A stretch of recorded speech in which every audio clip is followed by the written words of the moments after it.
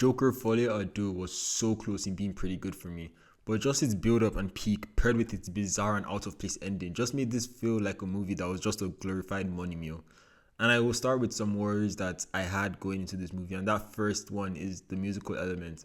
At least I think most people were worried about this. And personally, after watching stuff this year like the Mean Girls movie and some other movies that were in that same musical genre, it warmed up to me. And I guess making Lady Gaga Harley was also an avenue for them to explore that on here.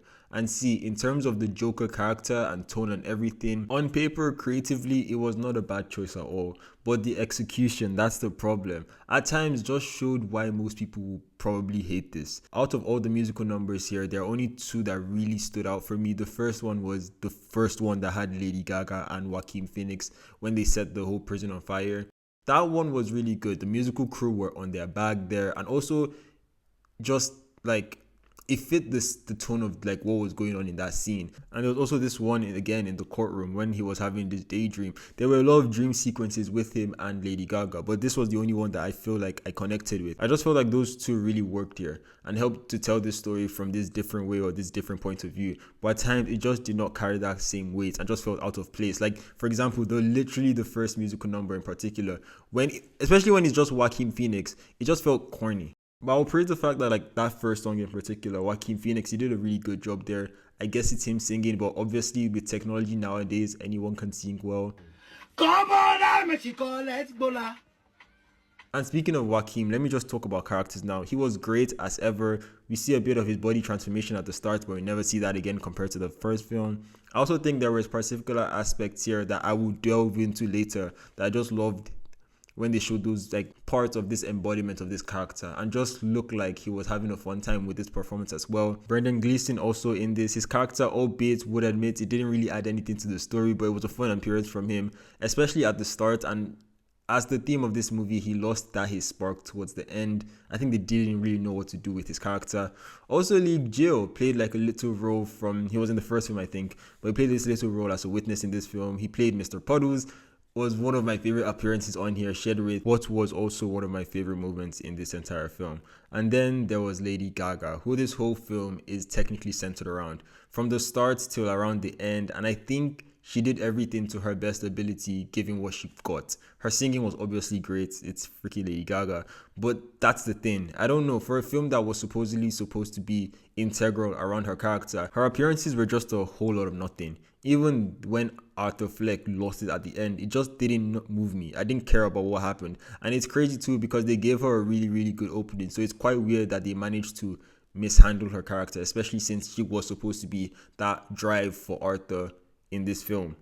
Also, there was this quote by Todd Phillips. I might be paraphrasing a bit here. I'll put what he actually said.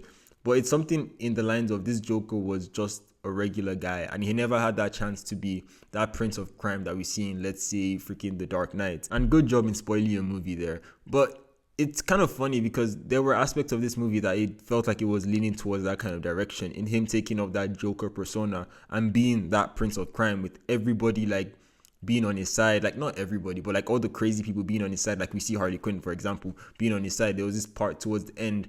I'm not going to spoil what happened there, but like you could see it slowly leading to there, but it was quite funny because they show it in the courtroom scene where like he dresses up as the Joker, then they interrupt it with this entire, I don't know what they're trying to do with his character, and they now bring it up again with that scene I was talking about with people trying to embody his Joker symbol, whatever, and they just completely remove it, and it just felt very weird. Because the Joker is supposed to be this unpredictable, complex character, and we have seen the pictures of him in, let's say, a more humane way. And obviously, this is just a normal movie with the Joker banner on there, but it's still a bit weird that they have that character and show moments of that character slowly becoming, that character, the Joker, and then they change it and do what on earth they just did at the end.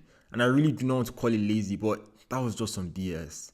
I really love the music on this film. Aside the musical songs with Joaquin and Lady Gaga, I think the music selection was really good, I cannot lie. And also the way the film was shot was really beautiful. Like aside the cool panning, really close personal shots and all of that, just the creativity to make all the smoking scenes look so ridiculously cool. Like there's a ton of smoking in this movie. Like the first scene where Joaquin's character says something, which is like 15 minutes into the movie, his line is, "Can I have a cigarette?" That's like literally how much smoking they do in this movie. See, I don't condone smoking, but they made it look so cool in this film.